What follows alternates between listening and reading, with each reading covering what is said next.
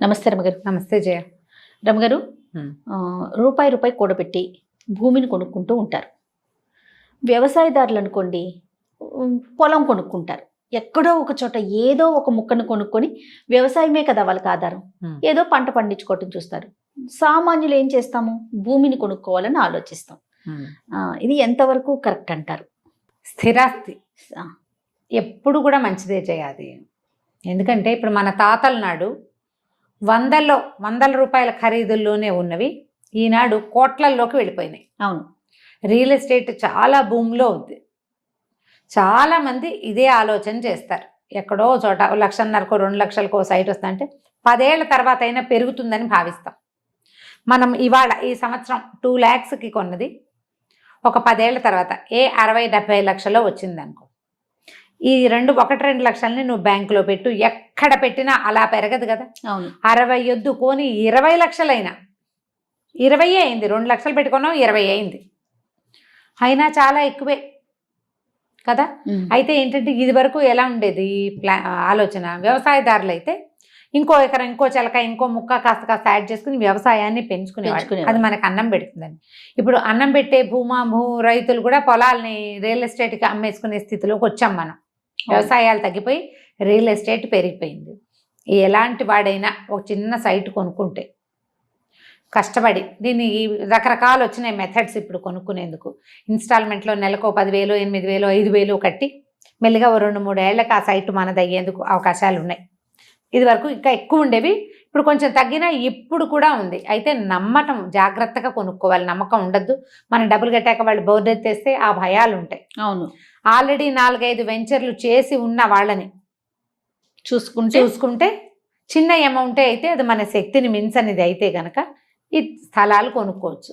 ఇది ఒక ఇల్లుండి, ఒక చిన్న ఇల్లుండి ప్లస్గా ఇది చేయటం, ఇది పిల్లల భవిష్యత్తుకో, చిన్నపిల్లల ఆడపిల్లల పెళ్ళిళ్ళకో, మగపిల్లల చదువులకో, లేదా మగ ఏ పిల్లల పెళ్ళిళ్ళకైనా అందరికీ చదువులు కావాలి. ఇప్పుడు చదువులు భవిష్యత్ అవసరాల దృష్ట్యా ఇలా మదుపు పెట్టడం, పొదుపు చేయటం, దీన్ని ఈ రకమైన జాగ్రత్త చేయటం పాతకాలం నుంచి చేసేదే. ఇప్పుడు మెథడ్స్ మారినాయి. మన తాతల నాడు 10 ఎకరాలు ఉన్నవాళ్ళు మెల్లిమెల్లిగా 1 ఎకరం పెంచుకుని పిల్లలు మనవలు వచ్చేసరికల్లా 30 ఎకరాలు చేసుకున్న వాళ్ళు లేరు, ఉన్నారు. 1 ఎకరం ఉన్నవాడు కూడా 4 ఎకరాల ఆసామి అయిన రోజులు చూసాం మనం. అవును, ఇది మంచి పద్ధతే.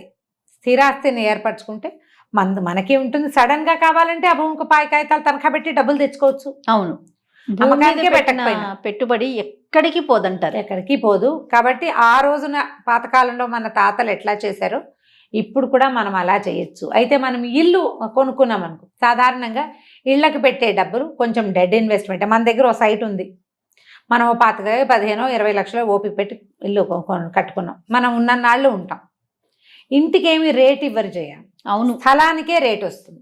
ఇంటికి ఎంత పెట్టినా అది నిజంగా వేస్టే. కాకపోతే అపార్ట్మెంట్లు లాంటివి అనుకో, 10-15 ఏళ్ల నాడు 4 లక్షలకే ఇళ్ళు అపార్ట్మెంట్లు వచ్చేసేవి. ఇప్పుడు మినిమం 50 lakhs లేకుండా లేనే లేవు. 50 నుంచి మనం 2 కోట్లు 3 కోట్ల రూపాయల అపార్ట్మెంట్, 4 కోట్లవి కూడా కొన్ని చోట్ల కనపడుతుంది. కోట్లు అంటే అవి ఏమిటో అసలు చాలా సింపుల్గా ఉంది. మనం 25-30లో ఇల్లు కావాలంటే పూర్తిగా అవుట్స్కట్స్లో ఎక్కడో దొరుకుతుంది. చిన్న ఊళ్ళల్లో అపార్ట్మెంట్లు దొరుకుతాయి. అపార్ట్మెంట్ అనగానే మనకు ఒక ఫీలింగ్ వస్తుంది. ఇందులో నుంచి మనకేం మీకు రాదు భూమి. అవును, అన్డివైడెడ్ షేర్ ఏదో చెప్తారు, యూడిఎస్ అంటారు, అన్డివైడెడ్ షేర్. ఆ యూడిఎస్ ఎంత వస్తుంది? 50 గజాలు, 60 గజాలు, 55 గజాలు వస్తుంది. దాని మీద వచ్చే రెంట్ మనకి ఏదైనా ప్లస్ అవ్వచ్చు. లేదా మనం అక్కడ ఉన్నామనుకో, అదొక పోనీ సొంత ఇంట్లో ఫ్లాట్లో ఉన్నాము అని. ఇవన్నీ కూడా ఏంటంటే 4 క్రోడీకరించుకుని ఆలోచించుకుని పెట్టుకోవాలి. దాని మీద మనం ఇళ్ళకి ఒక 8,000 రెంట్లో మనకి ఇళ్ళు దొరికేటప్పుడు నెలకి మనం 20,000 కట్టాల్సినంత లోన్ తీసుకుని ఫ్లాట్లు కొనుక్కోకూడదు, తెలివిగల పని కాదు. 7-8,000 మనం రెంట్ ఇవ్వగలిగే స్థితిలో ఉన్నప్పుడు నెలకు ఒక 5-6,000 పైన పెట్టగలిగితే ఏదైనా భూమి మీద మదుపు పెట్టుకోవచ్చు. భూమి అమ్మేసుకుని మనం ఇల్లు కొనుక్కోవచ్చు. చాలా మంది చేస్తారు ఇట్లాగే. ఈ ఐడియాలు జనరల్గా అందరికీ తెలిసినవే. సాధారణంగా అసలు ఇది తెలియని వాళ్ళు ఇప్పుడు అసలు లేరు. కాకపోతే ఒక ఏజ్ వచ్చాక ఇలాంటి పనులు చేయడానికి కొంచెం బెదురుగా ఉంటుంది. పెద్దవాళ్ళు అయ్యాక అప్పుడు ఇంకా చేయలేకపోతారు కదా. పిల్లల చదువులు, పెళ్ళిళ్ళు అని దగ్గరకు వచ్చేస్తాయి. ఇది కొంచెం పిల్లల చిన్నతనంలో అబ్బాయిలు అమ్మాయిలు యంగ్స్టర్స్గా ఉండి ఉద్యోగాలు మొదలుపెట్టిన కొత్తల్లో కొంచెం జాగ్రత్తగా ప్లాన్ చేసుకుంటే భవిష్యత్ అవసరాలకి తప్పకుండా స్థిరాస్తిని ఏర్పరచుకోవచ్చు. ఒకడికే 100 ఎకరాలు 1000 ఎకరాలు చేసుకుంటామనే వాళ్ళు ఉన్నారు, మనకు కనపడుతున్నారు కదా కామందులు, భూస్వాములు. అలా కాకుండా ప్రతివాడు తనకంటూ ఒకటి ఏదైనా ఏర్పరిచి పెట్టుకుంటే సడన్గా మన ప్రాణాల మీదకి వచ్చినప్పుడు, మన పిల్లల చదువులకో పిల్లల పెళ్ళిళ్ళకో ఏ అనారోగ్యాలు వచ్చినప్పుడు, లేదా మన తర్వాత తరాలకి కొంత హెల్ప్గా ఉంటుందనో తప్పకుండా చేయొచ్చు. దీనికి ఏంటంటే ప్రధానంగా మనం ఎక్కడ ఉంటామో ఏరియా సర్వే ఒకటి చేయాలి కొనుక్కునే ముందు.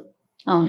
ఏ ఏరియాలో రేట్లు ఎక్కువ ఉన్నాయి, ఎక్కడ తక్కువ ఉన్నాయి, ఎక్కడ పెరిగే అవకాశం ఉంది, లేదా కొనుక్కుంటే మన పిల్లలకి రేపొద్దున ప్లస్ అవుతుందా, పిల్లలకి ప్లస్ అవ్వాలి కదా, వాళ్ళకి ఆ వైపు ఉద్యోగాలు వస్తాయా, వాళ్ళు దీన్ని ఉంచుకోగలరా, వ్యవసాయ భూముల్లోకి వెళ్ళి చిన్న చిన్న వ్యవసాయాలు చేయాలని సరదా పడే వాళ్ళు కూడా ఉన్నారు ఇప్పుడు. అవును. మనం అది చేయగలమా, మన తర్వాత పిల్లలు దీన్ని చేయగలుగుతారా, మనతో పాటు ఇంకెవరైనా చేయటానికి దొరుకుతారా, ఇలాంటివి సర్వే చేసి దిగండి. చాలా మంది పాపం తెలివి తక్కువగా ఏంటంటే ఏదో తొందరపడతారు, ఈ ఫోటోలు అవి చూస్తారు జయ, బాగా మోసపోతారు పాపం. మోసపోతారు, డబ్బులు వృధా చేసుకుంటారు. నలుగురు స్నేహితులను అడగకుండా, నలుగురు చుట్టాలకి చెప్పకుండా, భార్యతో బాగా డిస్కస్ చేయకుండా, కలీగ్స్ తోటి మాట్లాడకుండా దిగద్దు. ఒకళ్ళు ఎవరైనా పట్టుకొచ్చి మనకి చూపిస్తే మనం ఒక 10 మంది కొలీగ్స్ కలిపి కొనుక్కున్నాం అనుకో, ఏదైనా ప్రాబ్లం వస్తే మనం 10 మంది ఉంటాం కనీసం. ఫేస్ చేయగలం. ఒక్కోసారి 10 మంది ఫెయిల్ అయ్యే అవకాశం కూడా 1% ఉంటుంది, కానీ కనీసం మనకు ఒక తోడు ఉంటుంది. నమ్మకండా అంటే తొందరగా నమ్మేసి ఈజీగా బుట్టలో పడి ఫోటోల భ్రమలో పడి అక్కడ ఏమీ లేకపోయినా ఏదో సినిమాలో చూసిన ఏకాంతపురం అని, ఏకాంతపురం అక్కడ ఒకే ఇల్లు ఉంది, ఇప్పటికీ ఒకే ఇల్లు 30 ఏళ్ల తర్వాత కూడా. అంతే. అలాంటి వాటికి వెళ్ళొద్దు. ఇలా వెంచర్స్లోకి వెళ్ళేటప్పుడు మన వాళ్ళ నలుగురిని కనుక్కోండి. ఆల్రెడీ అక్కడ కొన్న వాళ్ళకి వాళ్ళ సంగతులు కనుక్కోవటం, సర్వే చేసి బాగా కనుక్కుని అప్పుడు మదుపు పెట్టండి ఎక్కడైనా సరే. కానీ ఇలా మదుపు పెట్టడం ఎప్పుడు కూడా చాలా మంచిదే. మనకేంటంటే జీవితం మీద ఒక భరోసా ఉంటుంది, ఇది మన వెనకాల ఉందన్న దన్ను.